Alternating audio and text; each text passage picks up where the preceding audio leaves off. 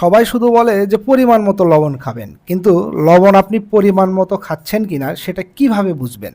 প্রথম পয়েন্ট হচ্ছে, একজন মানুষ দৈনিক সর্বোচ্চ লবণ খেতে পারবে 5 গ্রাম। 5 গ্রাম এটা হচ্ছে ম্যাক্সিমাম একজন সুস্থ মানুষের জন্য। এখন ধরুন আপনার পরিবারে মোট মানুষ আছে 6 জন, তাহলে প্রতিদিন আপনার পরিবারের জন্য লবণ লাগবে কতটুকু? 6 × 5 = 30 গ্রাম। এক মাসে আপনার এই পরিবারের লবণ লাগবে কতটুকু? 900 গ্রাম। এখন এক মাসে আপনি যদি পরিবারের জন্য 900 গ্রামের চেয়ে বেশি লবণ কিনেন, তাহলে বুঝবেন আপনি পরিমিত পরিমাণের চেয়ে বেশি লবণ খাচ্ছেন। তবে কিছু অসুখের ক্ষেত্রে এই পরিমাণ আরও কমে যেতে পারে। এই হিসাবটা একজন সুস্থ স্বাভাবিক মানুষের জন্য প্রযোজ্য।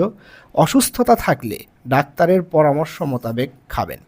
আশা করছি সবাই বুঝতে পেরেছেন যে প্রতিদিন কতটুকু লবণ খাওয়া প্রয়োজন এবং এই হিসাবটা আপনি কিভাবে বের করবেন। আপনার পরিবারের সদস্য সংখ্যা কতজন সেইটার সাথে 5 গুণ করে দৈনিক যে লবণের প্রয়োজন সেটা বের করবেন। তারপরে 30 দিয়ে গুণ করে মাসের চাহিদাটা বের করবেন। এই পরিমাণের চেয়ে সবসময় কম লবণ কেনার চেষ্টা করবেন, কখনোই এর চেয়ে বেশি নয়। আর বিশেষ ক্ষেত্রে অবশ্যই ডাক্তারের পরামর্শ মোতাবেক সেই পরিমাণ লবণ খাওয়ার চেষ্টা করবেন। ধন্যবাদ।